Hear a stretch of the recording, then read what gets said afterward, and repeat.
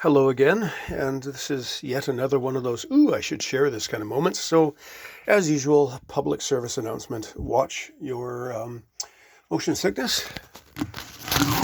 Rather, don't watch it.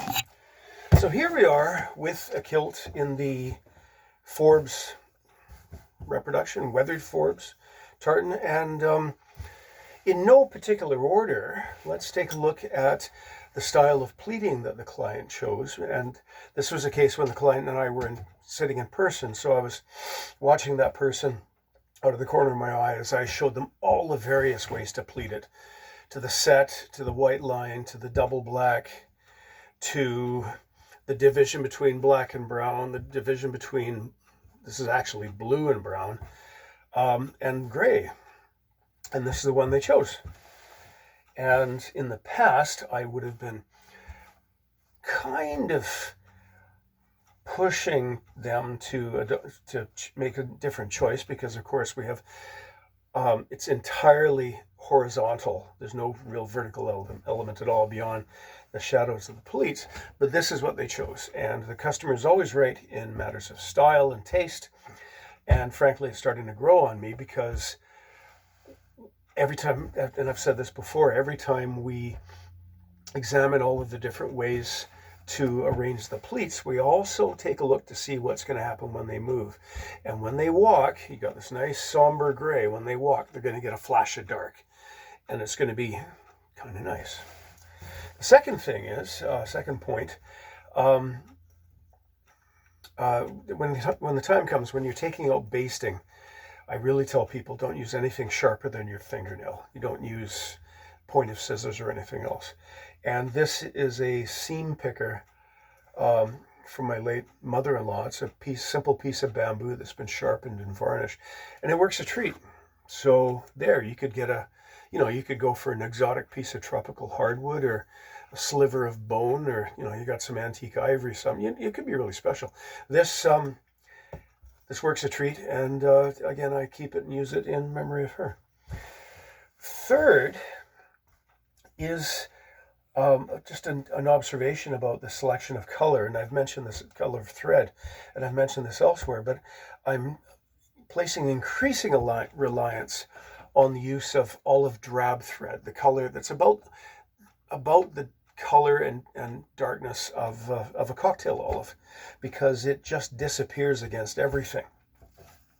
Looking again, how I've arranged these buckles, instead of what'll happen, and what I've been doing for years, is I would start sewing at one corner, usually any of these corners, and then start sewing in a clockwise direction. But if you starting in a corner, sometimes would push the whole thing a little bit off a bit. So what I do now is I start in the center, I line this up correctly, and it's usually for the left hip buckle, it's one pleat behind the buttonhole. We need that extra space. We don't want it too close, or we certainly don't want it overlapping, which I see far too many times. But to keep it in location, I'll start sewing in the middle, because in this case, as you see, we've got a handy reference, the transition between blue and blue-black. So by starting in the middle and sewing down that line, I'm precisely locating it. Then getting there, then I go around. And I did the same thing on this side, but as you can see, it's a tiny bit off here, and sometimes that happens because this is in a straight line, but this is a curve. So sometimes I'm going to allow myself that millimeter that it is off.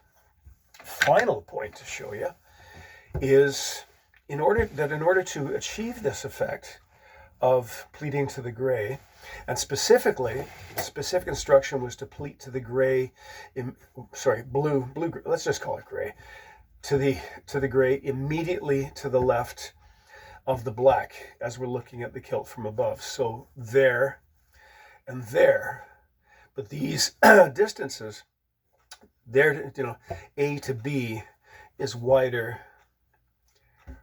than B to A. So that creates an effect on the back, which I almost said unfortunate, but in the past I have castigated other kilt makers for stacking the pleats on the inside, because it makes a little more, can make it quite a bit more difficult to press. But I'm going to confine my censure from now on to those people who have an uneven, to whom the pleats are uneven across the back, that you've got like a super wide one with a couple of pleats hidden underneath it. Because I noticed that I was doing this, double stacks, and then I stopped and then went back with a spare piece of cloth and tried every way I could think of to arrange those pleats to have a more equal spacing, but I couldn't do it. This is the solution. This is the way it has to be, and I console myself in that they're even. Even if they're slightly unconventional, they're even. So here we are, getting very close to completion. I just have to sew that and that down, and then I'm going to put in the lining. And in this case, I think I'm going to choose a black lining, because my navy blue and my bottle green, my rifle green, really would be the best choice for this. So there we go. We've learned a couple of new things, you and I. So I'm going to wrap up. Actually, I'm going to snip that while it's in front of me. There's really nothing else for me to get rid of. Cool. Okay, I'm going to wrap up here with the video and then get back to work. Once again, motion sickness commencing now.